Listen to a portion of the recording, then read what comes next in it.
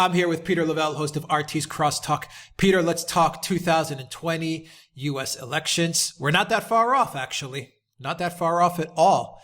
And it's a very big, crowded race for the Democrats. I think we're up to like 22 candidates now, 24. 24 mediocre candidates. 24 mediocre.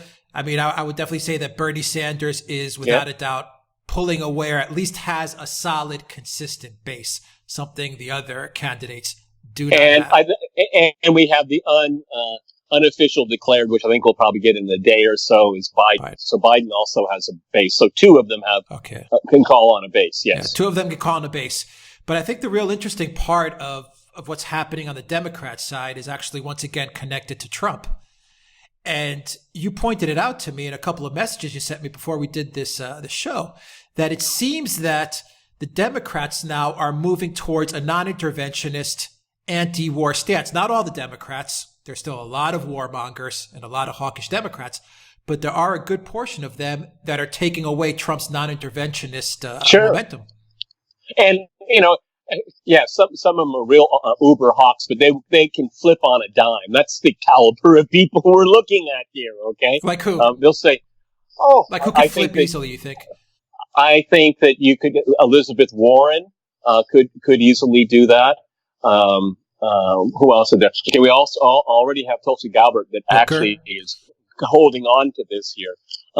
I think most of them could say, because of expenditures, because they're unsuccessful, and it's because Trump is for them. I'll catch the last reason, okay?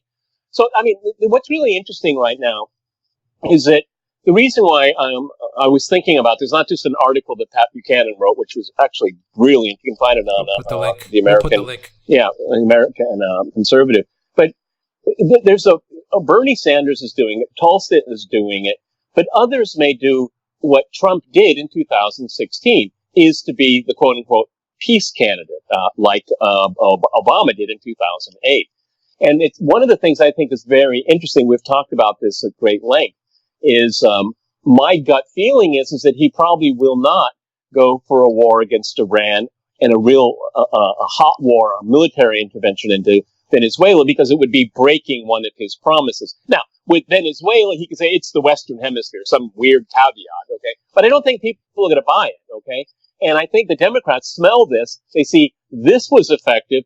I think that there's no doubt that in some congressional districts across the country, it did determine the outcome of the election in 2016.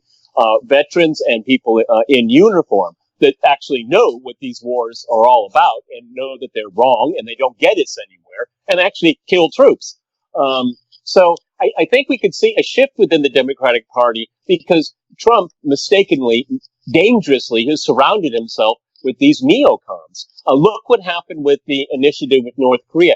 That was a doable thing. Now, it wasn't going to happen overnight. It wasn't going to happen over a course of 5 years, but it could happen, okay? And Bolton, from what we know, really just torpedoed it. And so Trump is, left exposed there. He's owned it. The North Koreans say they don't even want to talk to Pompeo anymore. And so Trump is allowing himself being boxed in again. And he had a good idea. I mean, genuinely a smart idea. So, what Trump is going to have to do to balance, to make sure that no Democrat can steal his fire on this one, is that, and my theory is this, my reading of this is over the last few months, is that he will continue putting pressure on Iran to keep his donor base happy, particularly the richest in the base. Of course, allying himself with Saudi Arabia and Israel, which I think is a big mistake, but that seems to be his determination. But at the same time, don't let it get out of control. Don't lose complete control of your foreign policy, not having President Bolton, as it were, here. So he has to keep the balance because he wants to keep the hawks on his side. He feels a certain comfort zone there. It makes him look strong. He likes the rhetoric. But he has to be careful not to go too far because the Democrats will pick up on it. And there's clearly policy mistakes that his administration is making. Look, I mean, for me, it just broke every fiber of my being when Trump would not agree with a bipartisan principle in Congress to end American involvement in the war in Yemen. There's no moral leg to stand on there whatsoever. There's no national security interest whatsoever there. It's just simply wrong every way you think about it. And Trump could have done the right thing and actually would have energized his platform of 2016 and pulled it to 2019, saying, I am the real deal. He is not, he's sabotaging himself. He's sabotaging himself. And so the Democrats, particularly Bernie, huge name recognition. Who knows? He might have won the nomination if he hadn't been cheated by the Clinton clan. And this is something that people like about Bernie. And, it doesn't mean Bernie is going to suddenly, flip and, take the Palestinian side. No. Bernie just has to fine tune it a little bit.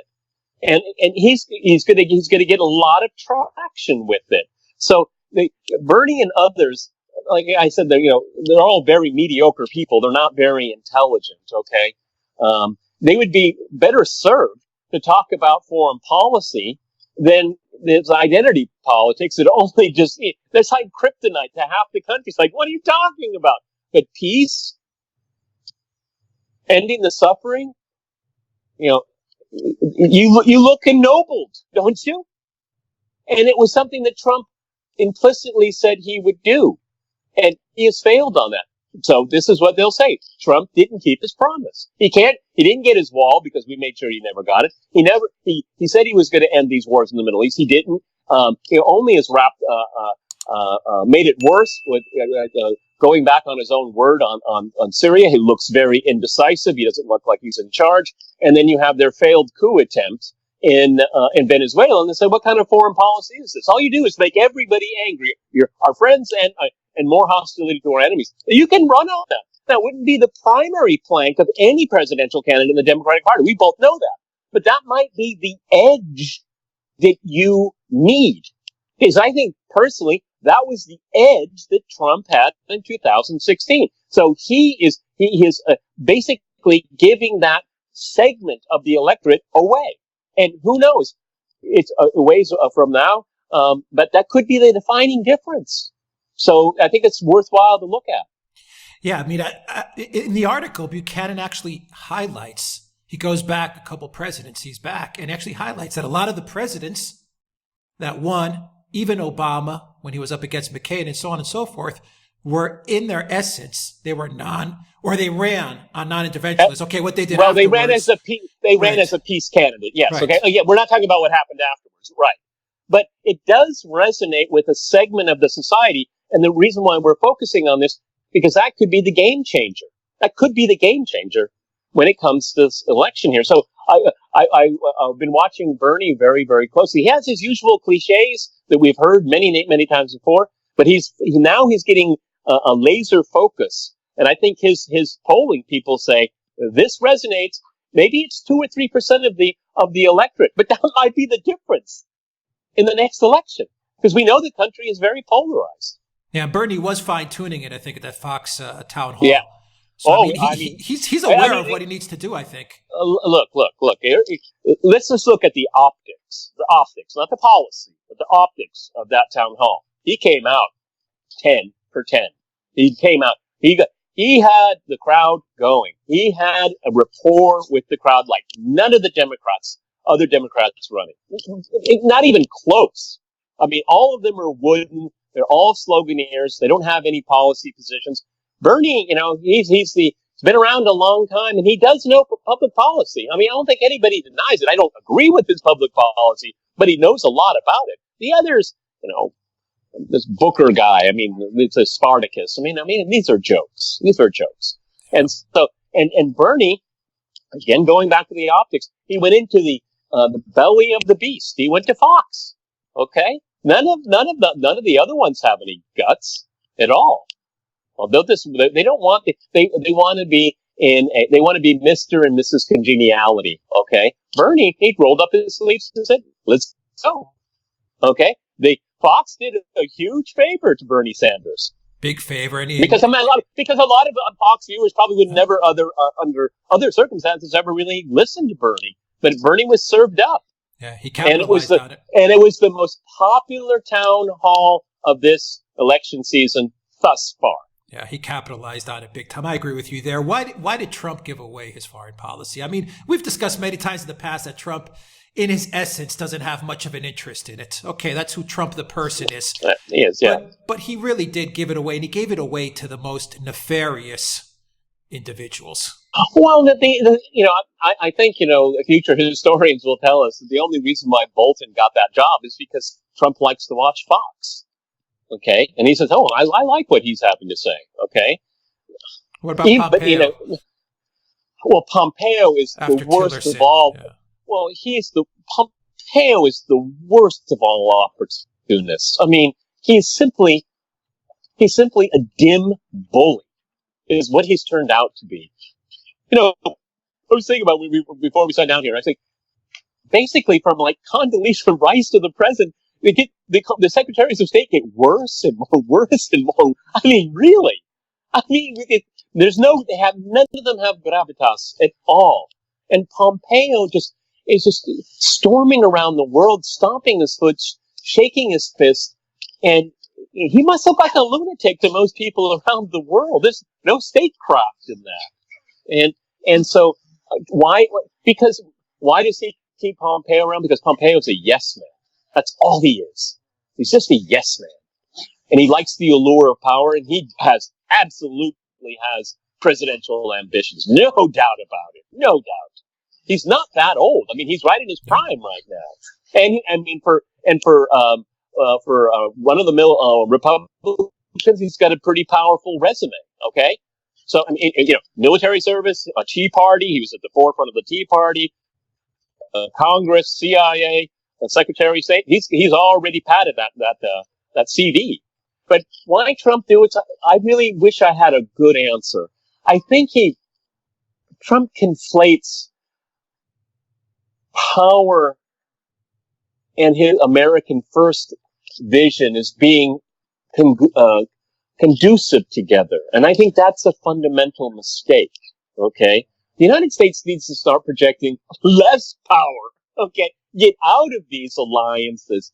Come home and rebuild the country, because the world is raging forward and the U.S. and Europe are languishing. They have to have a new commitment to rebuild the country and rebuild the society. And the way things are going, it's run out. Okay, and I truly believe that accounts for more and more aggressive American foreign policy, because it's spectacle, the projection of power, and of course it's made for cable TV. Look at those beautiful missiles, that's the kind of thing. And I think Trump is really absorbed by that. He likes the optics of it all, but the cost of it, and the cost of reputations around the world. I mean, if you look at all the major problems around the world, the U.S. just wants to bring power to bear, but juxtapose that to Russia is involved in all of these intricate negotiations on different platforms and different venues to try to work things out. Okay, so what drives Trump to surround him by these people? I mean, do you think any idea who Elliot Abrams was before he said, yeah, bring him on board? Do you think he had any idea? Because people like us, I was in a state of shock. How can you bring someone like this into your administration? The most loathed man in the Western Hemisphere. Well, I firmly believe that Donald Trump is letting slip through his fingers, this foreign policy plank of being the peace candidate, as it's described by Pat Buchanan and others. And that is it's a grave electoral mistake, because the way the country is divided, it only takes 2 or 3% to go one way or the other. That's the kind of we've lived in that world for actually quite a long time. And we saw it again in 2016. And and he has to look at the states, the electoral college, where are the number of serving troops, veterans, and stuff like that. I mean, someone can easily do the math. I mean, I'm not an electoral genius, but I could probably figure it out for him if we really wanted to know. Okay, these stats are known, so he better be careful, because this is an important issue for a small segment of society, but they're very passionate about it. Yeah, and he better correct himself very quickly because, like we said, elections are not that far off. It's 2019. We're not that far off. And it does seem that Bernie Sanders, like you rightly pointed out, Bernie Sanders is starting to fine-tune his message. And if he runs with this and markets it, it's going to be very hard for Trump to fight against this because Sanders also has a record. He voted against Iraq. Yeah. He's got a record to back it up as well. And Twitter, unless Donald Trump goes on a massive deleting spree, it's all over Twitter, and it's been there for years, not just during his administration, not just during his candidacy, but years before it. And so there's going to be, there'll be a price to pay.